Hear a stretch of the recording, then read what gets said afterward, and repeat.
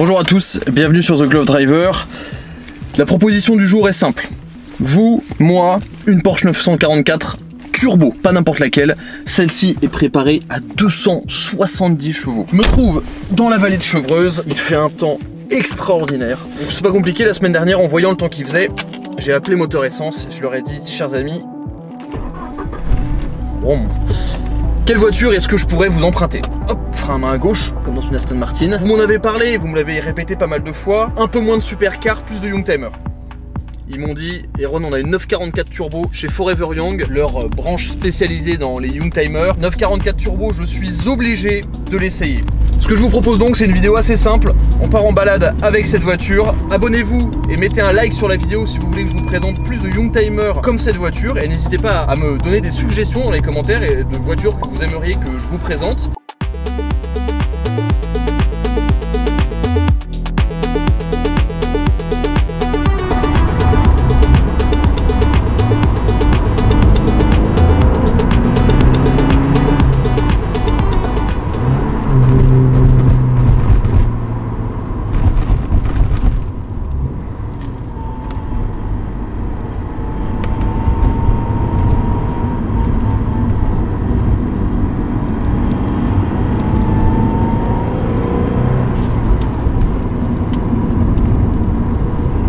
La Porsche à moteur avant. Dans les années 70, Porsche n'était pas en grande forme en fait et la 911 était très chère. Donc ils ont inventé un concept, la Porsche à moteur avant, à partir de la 924, avec un petit 4 cylindres Audi et un moteur à l'avant. On avait donc une voiture qui était plus équilibrée et beaucoup moins chère, donc plus accessible. Ils ont aussi sorti la 928, même principe, une Porsche à moteur avant, mais cette fois-ci avec un V8 de 5 litres atmosphérique qui se voulait être un peu la GT luxueuse. La 924 est devenue la 944, c'est donc la voiture dans laquelle on est. La différence, c'est que sur la 944, c'était plus un moteur Audi, c'était un moteur 100% Porsche. Dans la 944, il y a eu plusieurs versions. Il y a eu des versions atmosphériques avec des petites puissances. Ça commençait, je crois, à 163 chevaux. Et là, on était dans la version quasi la plus désirable, la turbo. Elle est équipée d'un 4 cylindres en ligne 2,5 litres avec un gros turbo qui souffle à 2 bars quand même. 220 chevaux. À l'époque, c'était plus que correct. L'exemplaire qu'on a aujourd'hui est en super bêta. Il a un carnet d'entretien rempli jusqu'à la moelle. La voiture a 200 000 km, 212 620 km très exactement au moment où je vous parle. Et immédiatement, moi, quand je me suis approché de cette voiture, ça m'a rappelé à quel point j'ai toujours aimé le look de la 944. Ce long capot très fin, de face, on dirait un peu une 935 flat nose. L'arrière très particulier avec cette espèce de grand aileron en caoutchouc. Les petits sigles Porsche un peu partout, sur les poignées, sur les jantes évidemment avec le logo, sur la partie en caoutchouc à l'arrière. Cette énorme partie vitrée à l'arrière apporte pas mal de luminosité dans l'habitacle et bien sûr, j'ai envie de dire que c'est un coffre, mais c'est pratiquement une benne. Donc directement, on se retrouve face à une voiture qui est assez utilisable finalement, qui est plutôt typée GT. La 924 et la 944 étaient un peu des révolutions à l'époque parce que la 911 à l'époque, pour un simple principe de physique avec son moteur tout à l'arrière, n'était pas hyper dynamique. Mais la 944 directement, elle est arrivée, elle était plus équilibrée, plus facile à conduire. On va aller sur des petits virolos histoire de vérifier un peu ce que ça donne. Pour revenir juste sur l'extérieur, dites-moi ce que vous en pensez, mais moi je trouve que c'est une voiture qui est hyper désirable. C'est pas forcément beau. Je suis d'accord, c'est pas du tout aussi sexy qu'une 911, loin de là. Mais je trouve que c'est une voiture qui a vraiment une personnalité. Ces lignes de carrosserie qui sont vraiment très bombées, un peu à la manière d'une M3 E30. J'aime vraiment beaucoup le look de la voiture. En termes d'ambiance à l'intérieur, là c'est vrai qu'on est dans un intérieur entièrement en cuir noir. Le tableau de bord est très simple.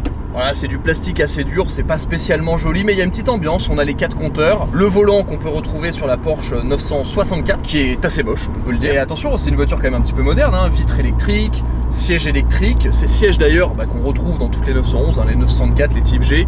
C'est vraiment le dessin classique. Ils maintiennent vraiment super bien. J'étais hyper surpris la première fois que je suis monté dedans.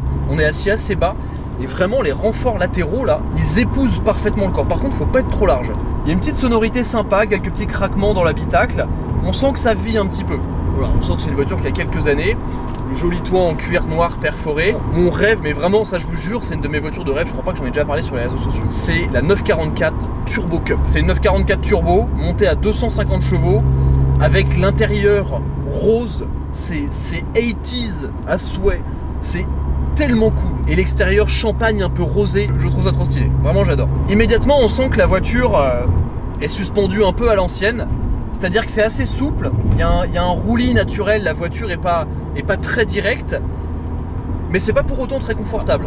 Le moteur est très coupleux, je trouve ça hyper agréable. Depuis le début, je roule à 2500 tours minute là. Je suis en 5ème, il y a de la relance, les pédales tombent parfaitement sous les pieds, le pommeau sous la main. La boîte de vitesse est très hasardeuse, c'est-à-dire que vraiment il y a 20 cm de débattement dans chaque cran de vitesse. Et la voiture est très agréable sur un petit rythme dynamique comme ça, où on prend son temps, coude à la portière. Dans le carnet d'entretien, on a la preuve que cette voiture développe quand même 270 chevaux. Et franchement, vous allez voir, ça marche une tonne. C'est vraiment super sympa. Vous l'avez déjà remarqué, hein, mais souvent, quand je suis dans des vieilles voitures, ça me fout la banane. Beaucoup plus que des supercars modernes, etc. Même si j'adore ça pour le côté performance et technique. Il y a quelque chose dans une vieille voiture. C'est juste, c'est plus vivant, c'est plus sympa. Et surtout, on profite plus du temps. Là où dans une supercar ou dans une voiture qui est vraiment axée vers la perf pure, on va avoir envie de cravacher, Là, c'est... Je me balade, littéralement. En revanche, deuxième.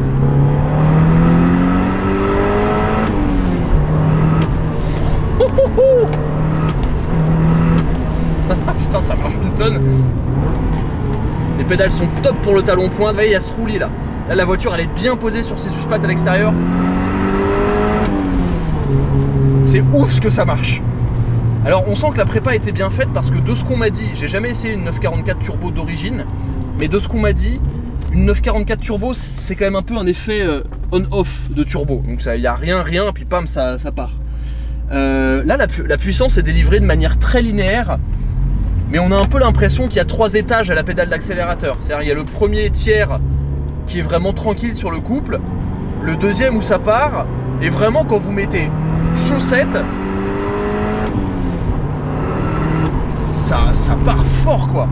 Alors le défaut de la voiture visiblement c'est les freins, il y en a mais pas beaucoup, et la voiture est directement très équilibrée, très équilibrée. Mais ça marche une tonne. Ah, j'adore le couple du moteur. Putain, c'est fou comme ça marche. C'est trop bien. Et ce qui est rigolo, c'est comme les suspensions sont très souples et qu'il y a quand même pas mal de puissance sur l'arrière, quand vous accélérez, ça se sent, il y a le nez qui se lève et l'arrière qui se tasse. En termes de sonorité, c'est marrant parce que c'est rauque sous 3000 tours et après c'est plus du souffle. On entend bien la dump valve. Allez, 2000 tours. Pied au plancher. 3000. Voilà, 4000, ça part.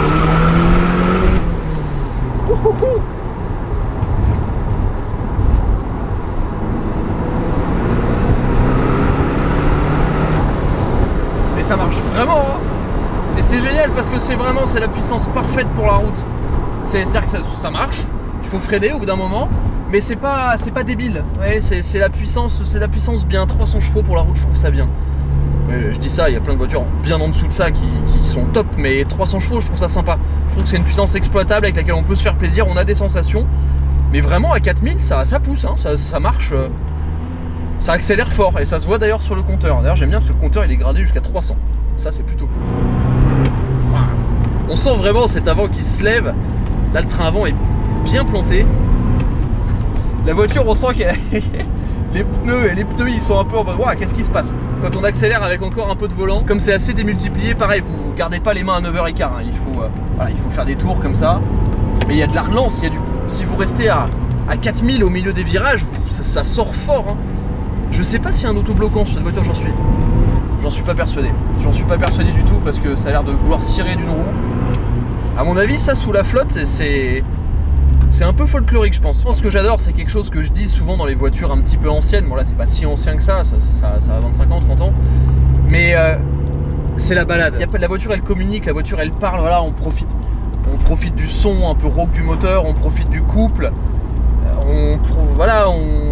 On vit tranquillement, on se balade quoi. C'est pas une supercar où il faut tabasser tout le temps là pour avoir des perfs. Et c'est encore moins une voiture moderne où en dessous de 150 km/h il se passe zéro sensation quoi. Franchement je suis assez surpris du dynamisme quand même de la voiture. Malgré la souplesse des suspensions, ça se laisse quand même assez bien emmener hein. Puis il y a du roulis mais on est très maintenu dans les sièges. Du coup on sent bien le châssis de la voiture qui travaille. On se fait pas balloter de partout. Ça c'est bien d'avoir des bons sièges quand même. C'est super important parce que des sièges qui maintiennent pas lorsqu'on veut attaquer un petit peu, c'est vraiment l'horreur. Mais là, la voiture, je la mets un peu en difficulté et puis elle y va. Hein. Puis il y a cette petite jante de volant là, un peu toute rigide en cuir là, qui est super sympa, je trouve. Ah, quel pied! C'est si simple. mais ça marche. C'est une voiture que j'aimerais bien avoir un jour, ça. Une 944, mais une turbo, pas un Atmo. Mais une 944 turbo, ça serait vraiment une voiture qui me plairait beaucoup. Dites-moi dans les commentaires s'il y a des propriétaires d'ailleurs de 944 parmi vous. Deuxième.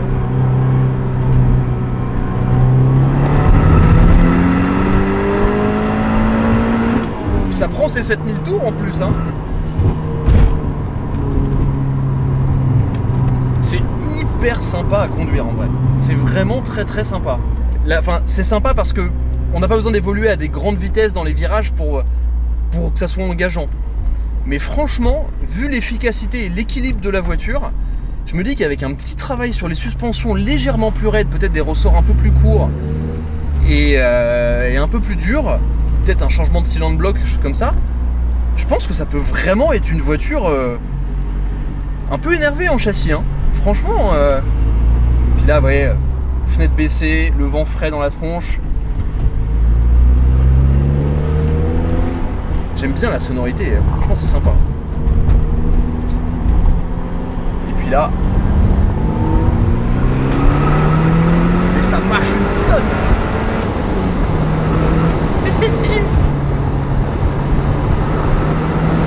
C'est putain, je suis à 130. Ça marche de fou.